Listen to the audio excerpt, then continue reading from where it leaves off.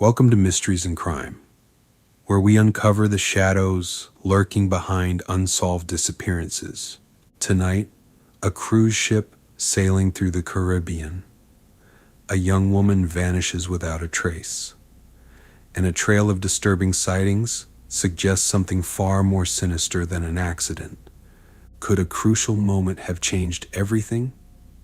Clue question. What small but vital detail in Lynn Bradley's last known moments could have altered her fate? Will you spot tonight's clue? Write your answer below in the comments. Lynn Bradley was 23 years old when she disappeared from Rhapsody of the Seas, a cruise ship bound for the island of Curaçao.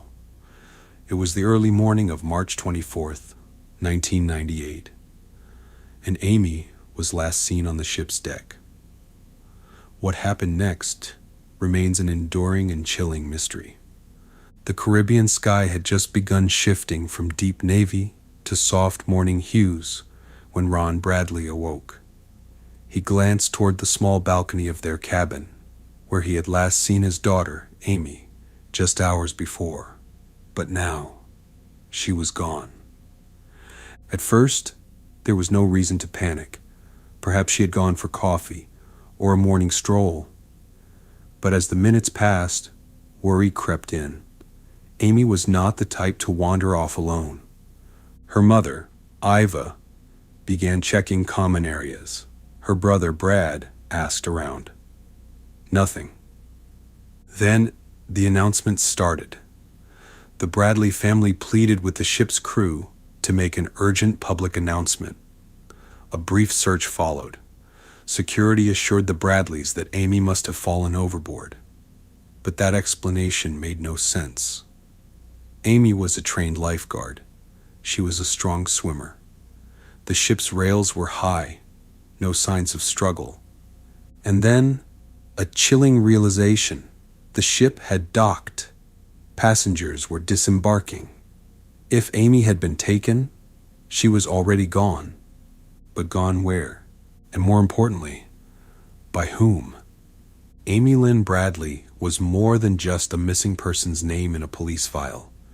She was a vibrant, athletic young woman with a fierce independence and a contagious laugh.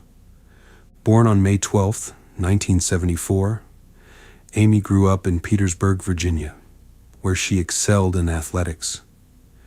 She was a star player on her college basketball team, loved animals, and had an adventurous spirit that set her apart. She was also cautious. Friends and family all echoed the same sentiment. Amy was not naive. She was street smart, aware of her surroundings, and always alert in new environments.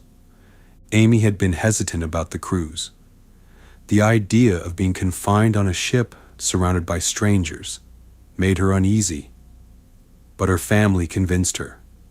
This was a chance to relax before starting a new job. As the cruise progressed, Amy seemed to be enjoying herself. Yet something about that last night on board was different. She had been seen socializing with members of the ship's band, Blue Orchid. She had danced. She had laughed. But there was a moment, captured by witnesses, when she looked uneasy. Did she sense something? And if so, did she tell anyone? From the moment Amy disappeared, theories flooded in. Had she simply fallen overboard? Unlikely. There was no evidence to support it. Had she left voluntarily? Even more improbable. Her ID, wallet, and shoes were left behind. That left only one possibility. Someone had taken her. The ship's band, Blue Orchid, immediately caught attention. Witnesses recalled seeing Amy dance with one of the members, Alistair Yellow Douglas. He had been friendly, perhaps too friendly. He had even invited her for drinks. But what made him truly suspicious was his comment to another passenger, hours before Amy disappeared. He had allegedly said, "She's got the kind of body that would make a good market in my country." And then, There were the crew members. Multiple passengers reported that members of the ship's crew had been staring at Amy throughout the trip. A bartender had even warned her, telling her to be careful. And then there was the most chilling theory of all, that Amy had never left the ship willingly, that she had been sold into a fate worse than anyone could imagine. The timeline of Amy Lynn Bradley's disappearance is as unsettling as it is perplexing. March 24th, 1998. The last known hours. It was the early morning hours aboard Rhapsody of the Seas. The ship was sailing toward the island of Curaçao, cutting through the still waters of the Caribbean. Passengers were winding down from a night of festivities. Some headed to their cabins, while others lingered on deck. Among them was 23-year-old Amy Lynn Bradley. Earlier in the evening, Amy had been seen at the ship's nightclub, dancing and drinking with other passengers and the ship's band, Blue Orchid. Witnesses recalled that one band member, Alistair "Yellow" Douglas, had taken particular interest in Amy. He was seen dancing with her, laughing, and getting close. But then, something changed. Several people later stated that Amy had started to look uneasy. It was subtle, a glance, a shift in body language. Had she sensed something was off? At approximately 3:30 in the morning, Amy and her brother Brad returned to their cabin. Brad lay down in his bed while Amy remained on the cabin's small balcony, gazing at the dark waves below. That was the last time Amy Lynn Bradley was seen by her family. At 5:30 in the morning, her father, Ron Bradley, woke up. He glanced toward the balcony. Amy was gone. At first, he assumed she had stepped out for coffee or an early morning swim, but as the minutes stretched on, that assumption turned into something much worse. Amy wasn't just gone. She had disappeared. Initial witness accounts. Did Amy leave the ship? The ship was about to dock. The Bradleys rushed to alert the crew. Security was notified. An announcement was made over the ship's intercom, but the crew's response was shockingly slow. Their first reaction? Amy must have fallen overboard, but there was no sign of struggle, no evidence that she had gone near the railings.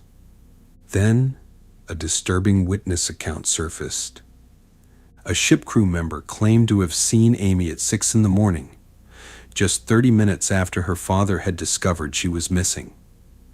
She was reportedly walking toward the gangway, the exit ramp that passengers use to disembark in Curaçao. She wasn't alone. The witness described 2 men walking with her, and most disturbingly, she appeared disoriented, possibly drugged. But this account was never verified. There was no security footage. No passengers recalled seeing Amy disembark. If she had been taken off the ship, it had been done quietly, discreetly, possibly against her will. Had someone been watching her that night? Had they waited for the perfect moment to strike? Strange interactions? Did Amy sense she was in danger? As investigators dug deeper into Amy's final hours, unsettling details emerged. Days before she disappeared, Amy had mentioned to her parents that some of the ship's crew members were paying too much attention to her. She had felt uncomfortable. A bartender had even warned her, telling her to be careful. But careful of what? Why did multiple crew members seem so fixated on her? And then, a chilling revelation. A fellow passenger later recalled hearing a disturbing comment from Alistair "Yellow" Douglas, the band member who had danced with Amy the night before. He had reportedly told another guest, "She's got the kind of body that would make a good market in my country." Was this an offhanded remark? Or was it something more? Theories emerge. Was Amy taken, with no evidence of a fall, No confirmed sightings of her leaving the ship voluntarily, and no reason for her to have run away. One terrifying theory took hold. Amy had been abducted. The theory gained traction when the Bradleys began receiving chilling reports. Witnesses claimed to have seen Amy, not just in Curaçao, but in other Caribbean locations. And then, years later, came the most haunting evidence of all. A photograph, taken inside a brothel in Curaçao.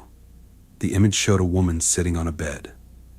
Her expression was blank, her body language stiff, her eyes filled with something indescribable. Was it fear? Was it Amy?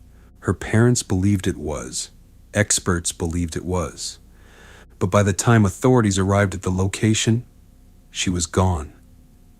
Gone again. And still, no one knew where she had been taken, or if she was even still alive. Final questions, a mystery that haunts us still. Amy's case remains one of the most disturbing, unsolved disappearances in modern history. Had she been stalked on the ship? Were multiple people involved?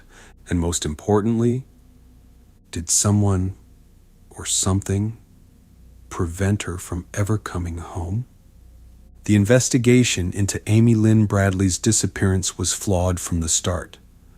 When the Bradley family pleaded with the ship's crew to make a public announcement early on the morning of March 24th, they were met with reluctance.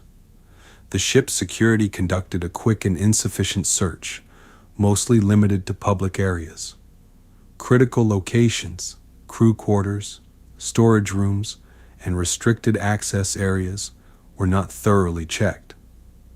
By the time Royal Caribbean staff officially declared Amy missing, it was too late. The ship had already docked in Curaçao. Hundreds of passengers had disembarked. If Amy had been forcibly removed from the ship, then the chances of finding her had already dwindled to almost nothing. The FBI eventually became involved, interviewing passengers and crew, but the lack of immediate containment made their job nearly impossible. Authorities on the island of Curaçao were notified, but with no concrete leads, there was little they could do. Time, the most valuable asset in a missing persons case, had already run out. Years passed with no significant breakthroughs, until a disturbing photograph surfaced in 2005.